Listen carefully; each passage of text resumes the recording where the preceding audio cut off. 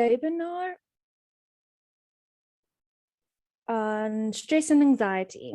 So I'm Bianca Brits, registered counselor from Student Counseling and Development from the Vaal campus.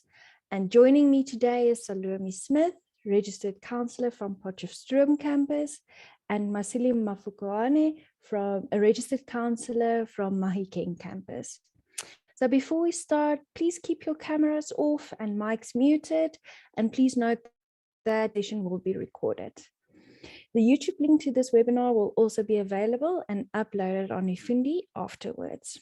So just for bandwidth's sake, I'm going to turn off my camera and then we can get started.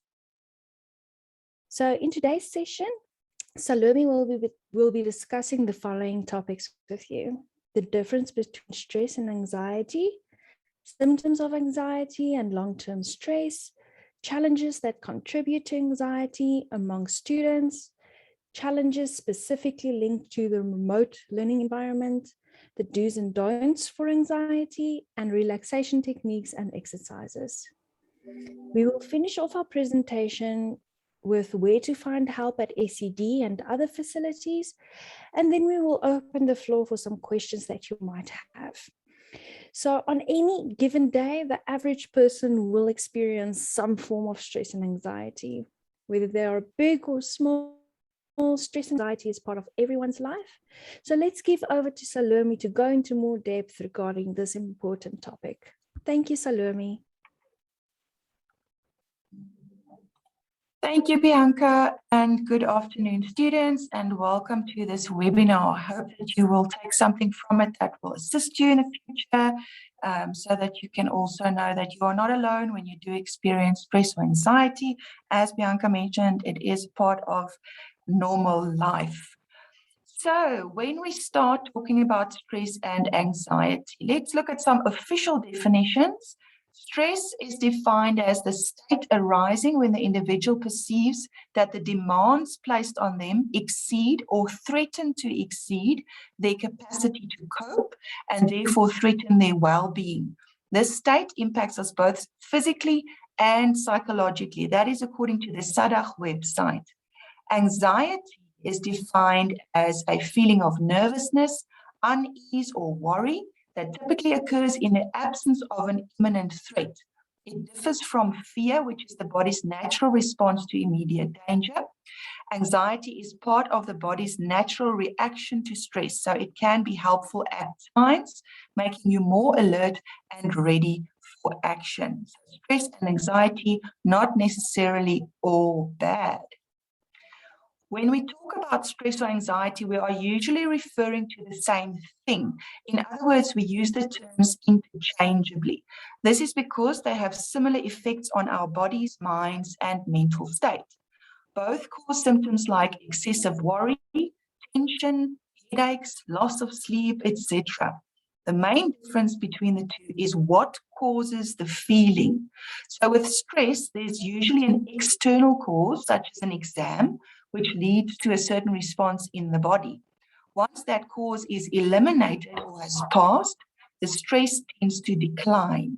Stress can be both positive and negative. Negative stress may cause feelings of depression or anxiety, loss of sleep or appetite, and so on. Positive stress can be a driving force to meeting goals or deadlines, in that it pushes us towards action plans to achieve our goals. Anxiety, on the other hand, usually has an internal cause and is a reaction to stress. It's more long-term and constant and often interferes with our daily functioning. You may continue to experience anxiety based on a certain stressor, even if that stressor is no longer an immediate threat. Typical symptoms of experiencing stress or anxiety include feeling nervous, restless, or tense, having a sense of impending doom, like something bad is always around the corner waiting to happen, increased heart rate, rapid breathing or hyperventilation or feeling short of breath, sweating, trembling, and trouble concentrating. It is natural to experience these feelings when you are going through a stressful time, for example, exams or a job interview. If you experience any of these symptoms for a prolonged period of time or in such a way that it impairs your daily functioning, it is important to seek help with managing your anxiety before you reach the point of burnout or breakdown.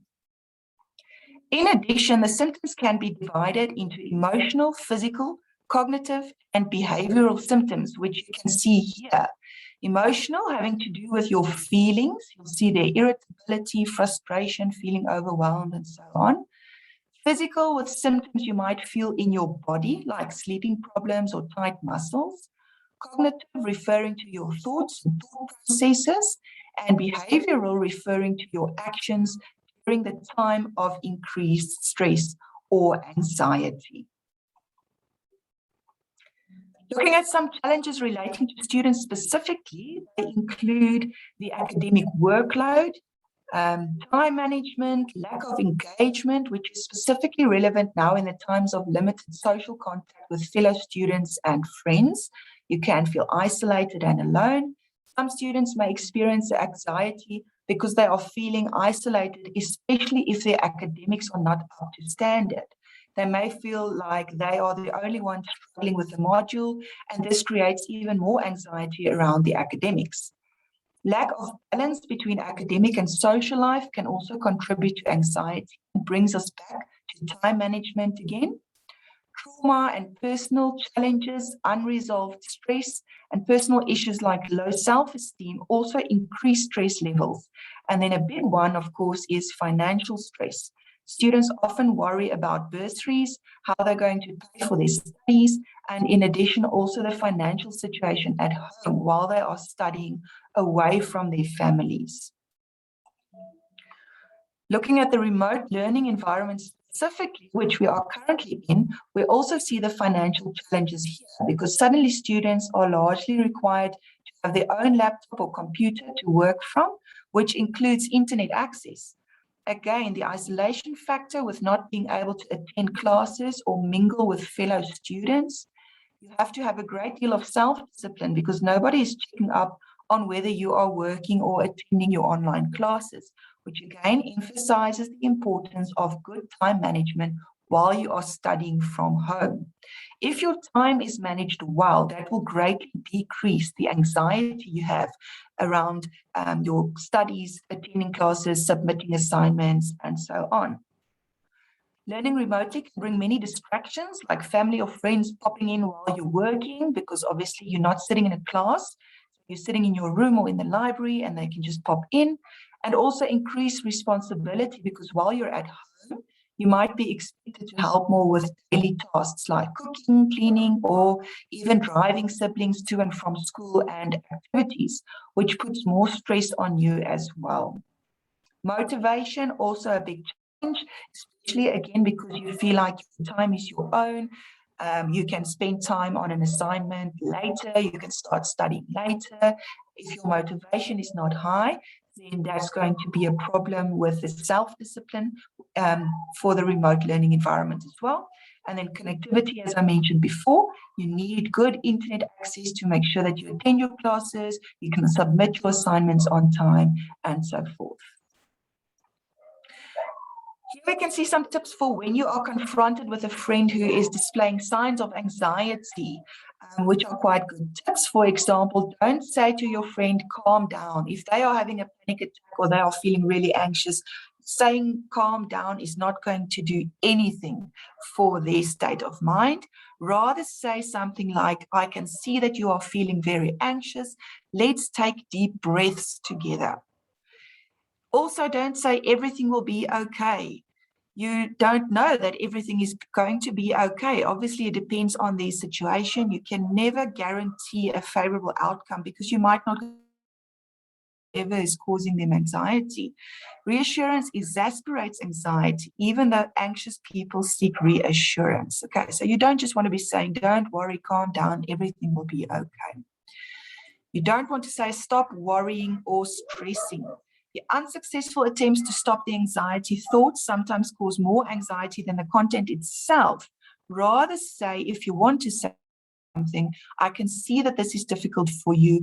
It's difficult for you to worry less, which brings us back to the first one where you could say, let's do some relaxation exercises and tackle this problem once you are calmer. Obviously, don't say just forget about it. That's a big one. You know, I don't think there are many of us who would say to somebody, oh, just forget about it. Rather say, what are you thinking about? And try and share in the experience, help them to vent about it, get it outside of themselves so that they can cope with it better. And the last one as well, don't say it's not that serious. Rather say something like, we will assist you as best we can. Looking at relaxation techniques and exercises, there are a lot of relaxation techniques to reduce stress and anxiety.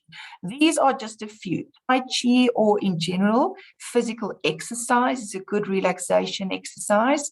Listening to relaxing music, laughter, guided visualization, deep breathing, and progressive muscle relaxation. These are all relaxation techniques that you can research on your own and practice them at home. You can also relate to many of these when you are in an stressful environment. So it doesn't mean that you have to immediately start doing physical exercise when you are confronted with stress, but your body will be able to relate to the feeling of calmness that you experienced while you were doing that exercise, and that will also help to bring down the stress levels a bit, to calm you down in that situation, in that instance where you currently find yourself. Looking at anxiety specifically, we talk about using a grounding tool.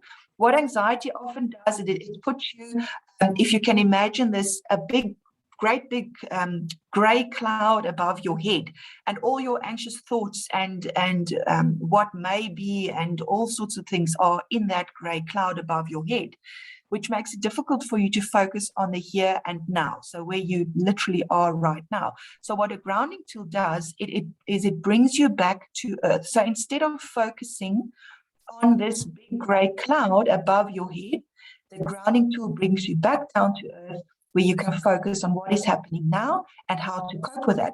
Looking at the grounding tool, you're going to look for 5 things you can see. This is a very effective tool that you can use during periods of heightened anxiety, and it's also something that you can refer back to. Rather, you don't even have to do all of these exercises, but if you're feeling anxious or stressed, you can refer back to the feeling of relaxation that you got when you were using this tool. So 5 things you can see where you are right now. So perhaps while you're listening to this webinar, have a look at 5 things you can see. And don't just see them, really pay attention to the details. So, for example, from where I'm sitting, I can see a pencil bag. But I'm not just going to say I can see a pencil bag. The pencil bag is blue and it's got an orange trimming and it's quite full. Okay, so you're going to spot 5 things that you can see, paying attention to the details of those 5 things.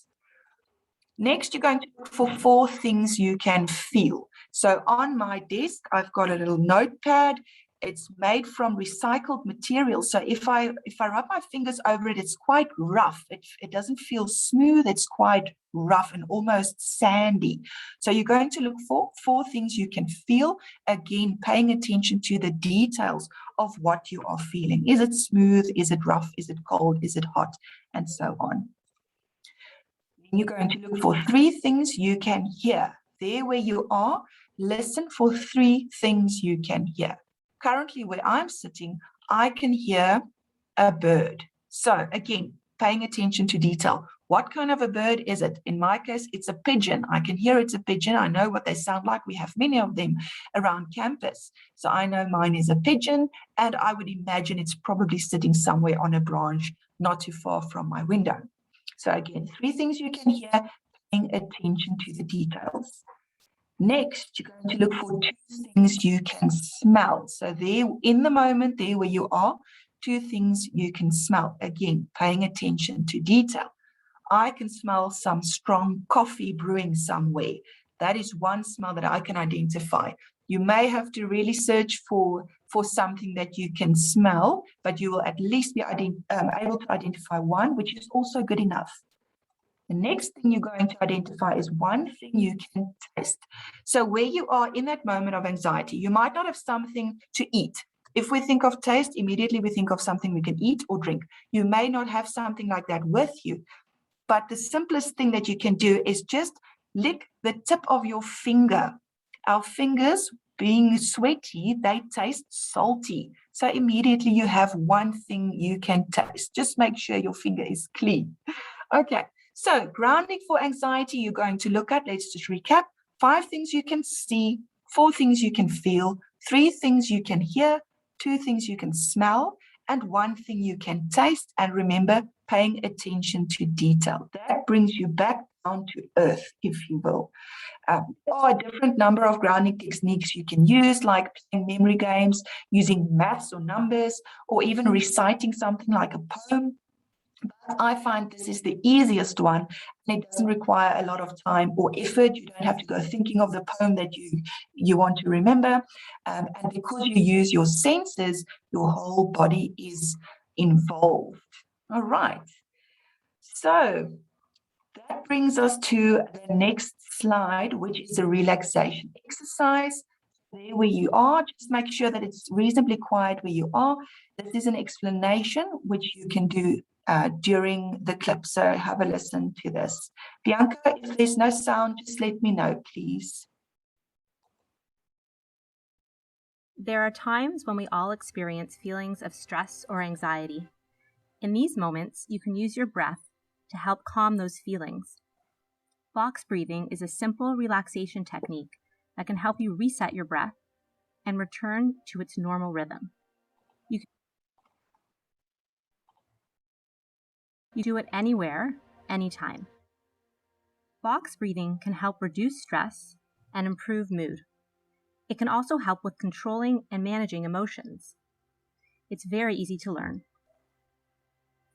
Imagine breathing around a box. Inhale as you visualize going up one side of the box, gradually filling your lungs with air. When you reach the top, hold your breath for 1 to 5 seconds as you picture going across the top of the box. Exhale gradually as you imagine traveling down the other side of the box. Pause again for 1 to 5 seconds as you go along the bottom of the box. Then repeat.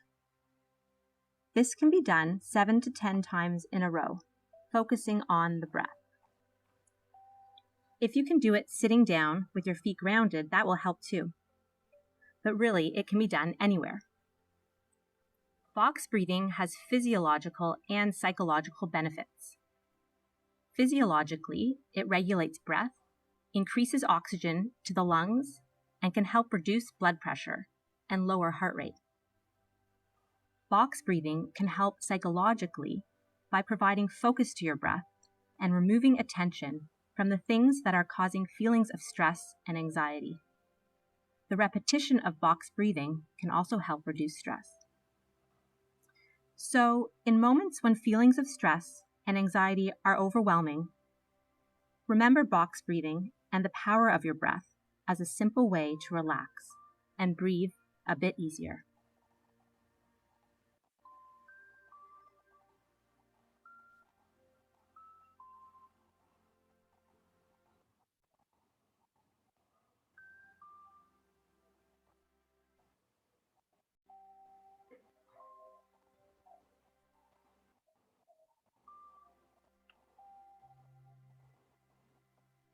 Okay, thank you. Thank you so much, Salome, for that very informative presentation on not just what stress and anxiety is, but also some techniques on how we can then combat that in our day-to-day life. So we will be opening the floor for a Q&A. If you do have any questions, you can raise your hand or just type it in the chat box, and we will see if we can answer some of those questions that you have.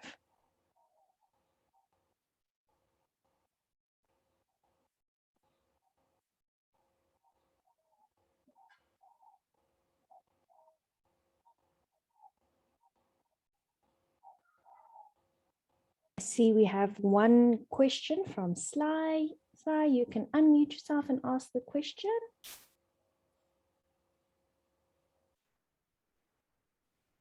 Hi, ma'am. Am I audible? Yes, we can hear you. Okay, ma'am, thanks. I just wanted to ask, the physical pain that is a result of anxiety, like how long does it take to eventually get over it?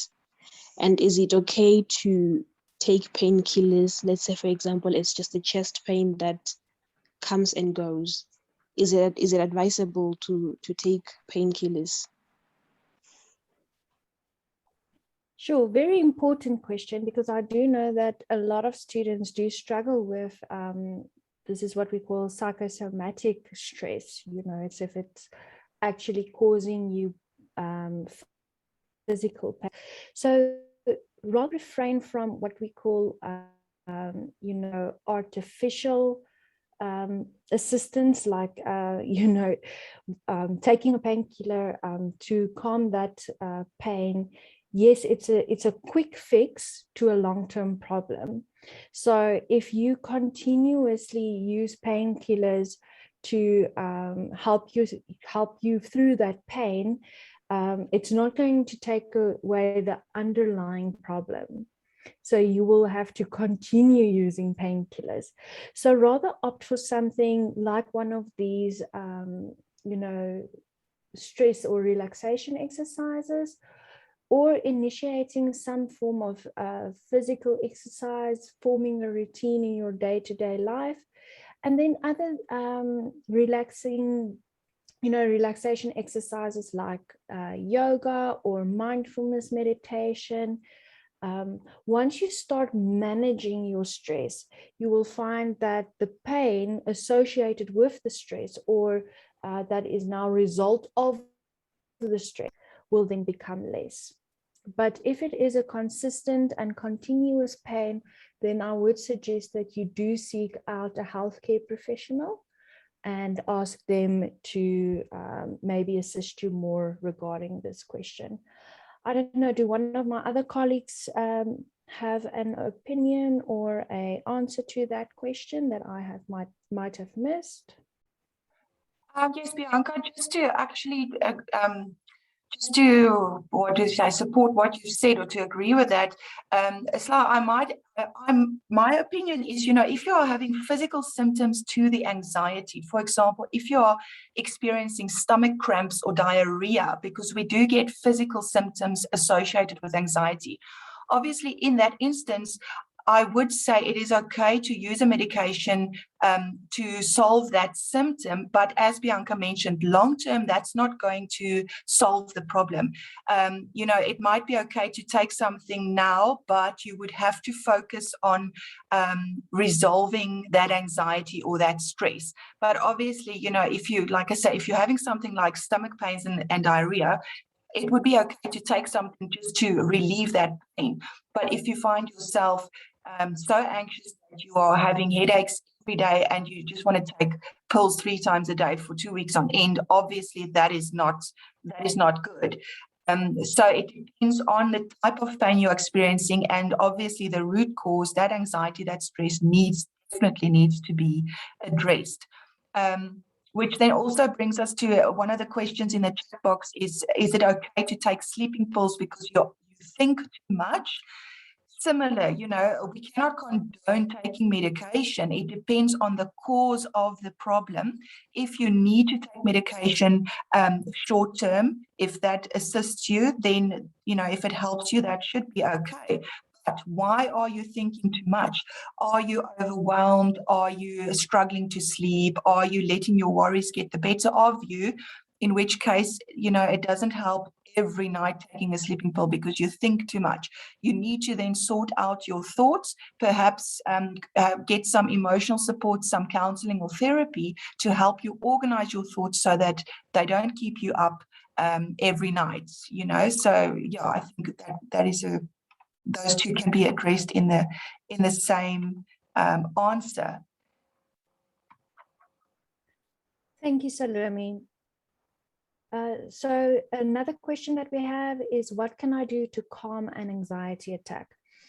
Well, the best way to do or to calm yourself while you are already experiencing an anxiety attack is then now to try one of these grounding techniques that Salome has gone over with you.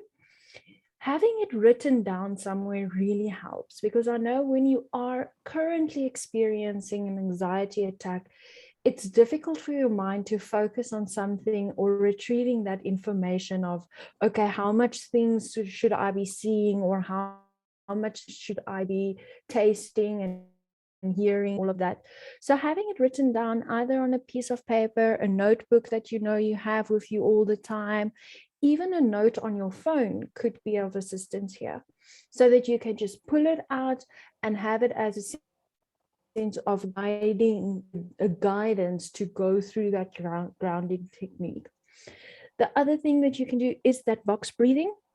It is a very effective tool, and just focusing on your breathing, because remember, what happens in an anxiety attack is usually we find ourselves either hyperventilating or feeling like our chest is tightening, that we can't breathe. So the best thing to do there is to focus on your breathing. And here, stomach breathing can also help. Placing your hands on your stomach and breathing in to such an extent that you raise your hands, so that when you breathe in, your hands should move with your stomach.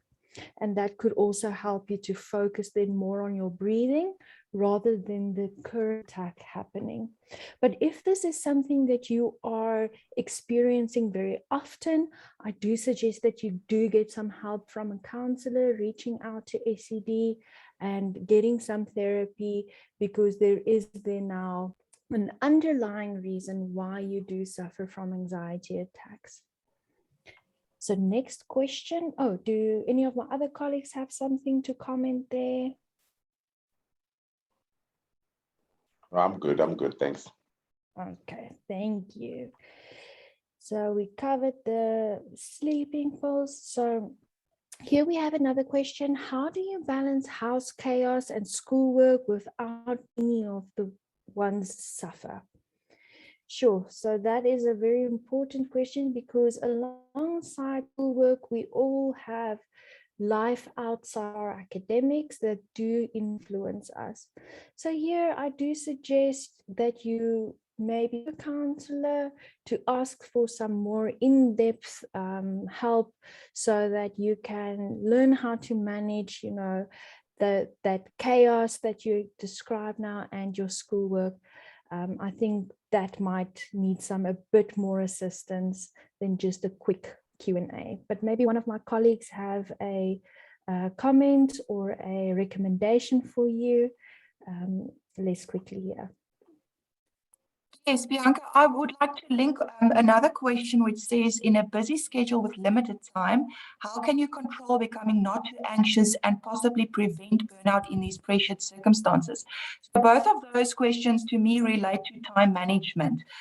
Sometimes when we are working from home or studying from home, it feels like we've got a lot of time on our hands, because we are not driving up and down to class or walking around on campus and have to be at a class at a certain time.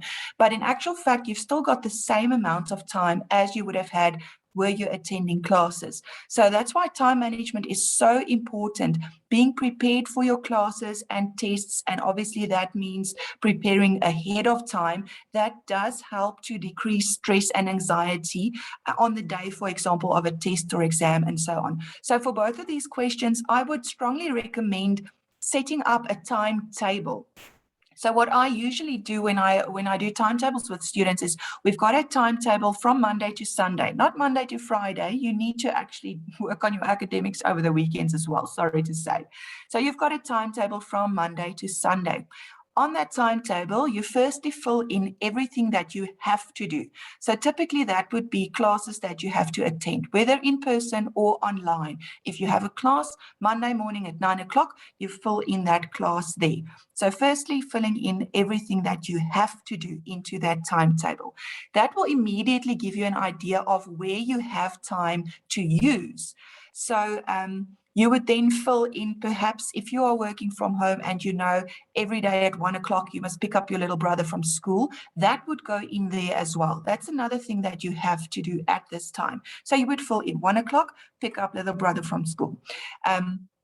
And so you would work on your timetable, putting in everything that you have to do, and then in the open spaces, that which you would like to do with that time. So first focusing on the academics, you would like to do summaries or catch up on notes, work on assignments, study ahead for a test, and so on. But then also working in your relaxation time. It is important to actually plan to relax. Otherwise, you are not going to do it. And that is where you're going to get to a point of burnout. So when you are setting up your timetable, keep in mind typical times of the day where you focus optimally. Are you a morning person or an evening person?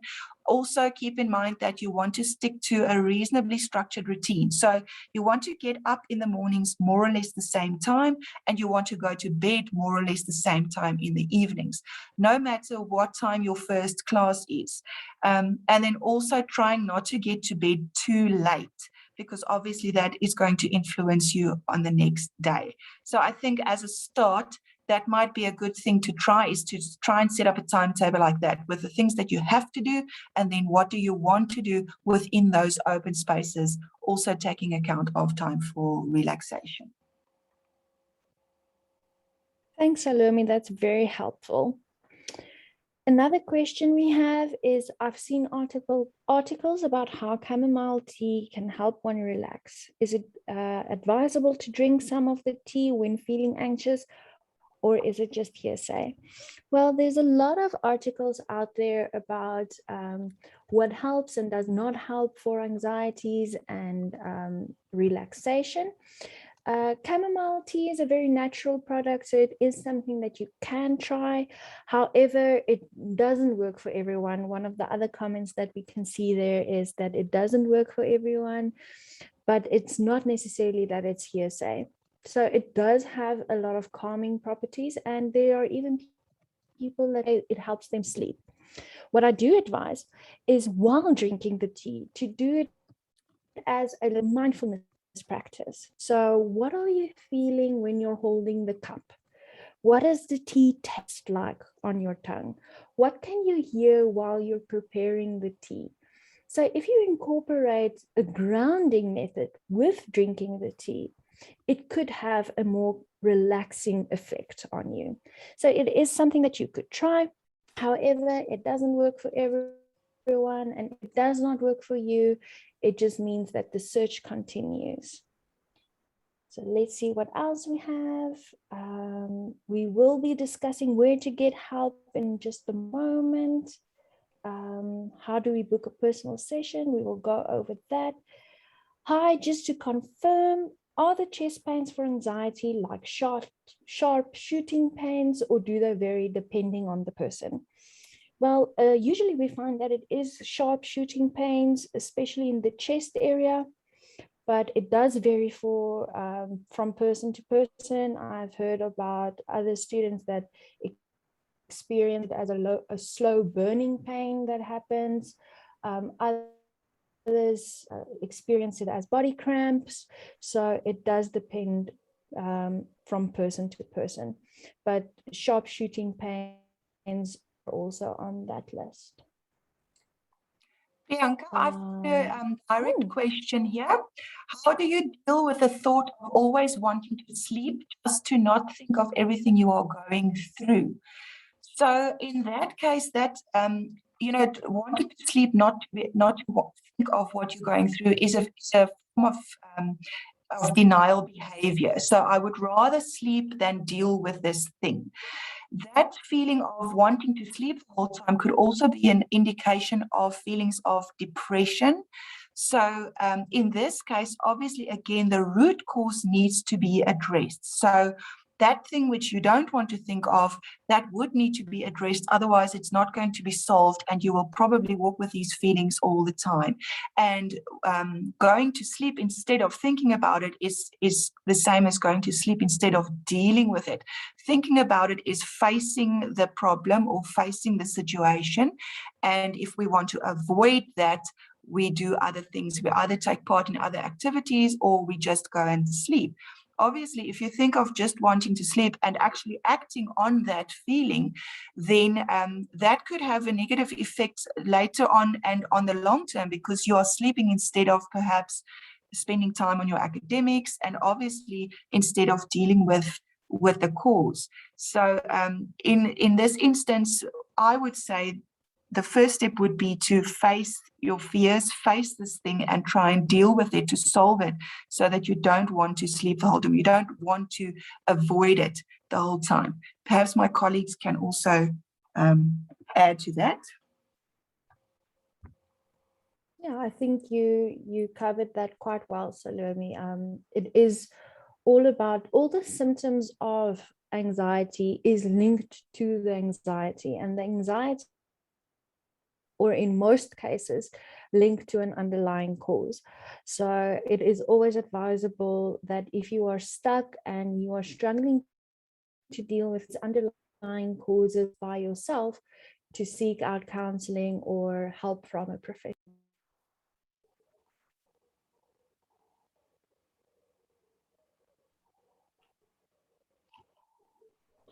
Masilu, do you have something to add? I didn't catch that. My network is pretty bad on my end. Okay. But thank you, Bianca. Good afternoon, everybody. My part, it's not a very hectic one. It's not a big one. I'll just need to talk about, and also I think I'm also answering a question that was sent into the comment box about where to find us. Could you please go to, in the slide, there's directions and information about the 3 campuses. Thank you. This is where to find us. If you're in Mafikeng, you can find us. The information is here, and I hope everybody can see instead of me going through each campus, buildings, and all that stuff. This is where we are. This is where you can find us if you're looking for counseling. And no, we do not charge for counseling. Counseling is free for all registered students, all students who registered with the NWU for this academic year. It's free. You don't need to pay anything. All that you need to do is avail yourself or go find the buildings. But because currently, due to COVID-19, there is less, we don't do physical, we don't take physical appointments. You can book online. You can go to Ifundi and book an appointment online. It's that easy, and then you'll be allocated a slot, and then you can take it from there between you and the person that you've booked your appointment with. There's also additional information regarding today's presentation. There's suicidal crisis helpline. If you feel you need to call them and you're not doing well on your own wherever you are and you don't have anybody to talk to, you can always call suicide helpline. They will be able to assist. There is SIPLA mental health helpline also. There's Department of Social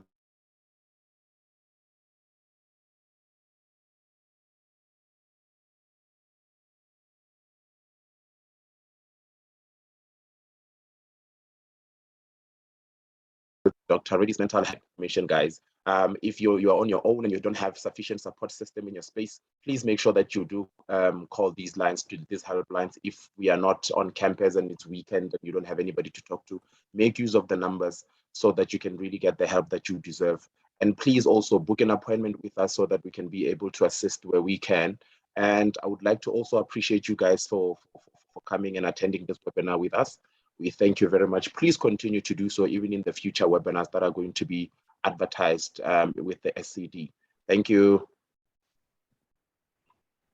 Thank you, Marcelo. I just want to add, we've had another question in the chat box. When you have stress or anxiety, is it suitable to go on an out space to get fresh air? Matshogo, definitely. Fresh air, fresh exercise, spending time in nature, those are all things that reduce stress and anxiety. So it's definitely beneficial to spend some time outside. If you can get outside to get fresh air, spend some time in nature, that is always a good thing.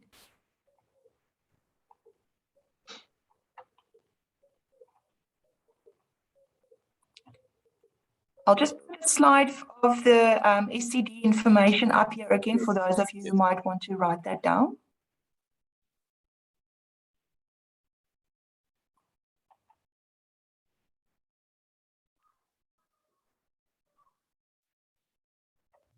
And please, you if you don't know how to book online, go to the Ifundi. If on our website, go to Ifundi, you'll find information on how to book an appointment. Because often enough, you find that students struggle to book an appointment on Ifundi. The information that you need in order to book an appointment, you do find it online. It is there. Just follow all the prompts, and then you'll be able to book with the counselor that you want, or on any campus that you want to book an appointment with. All that information is there. Thank you very much.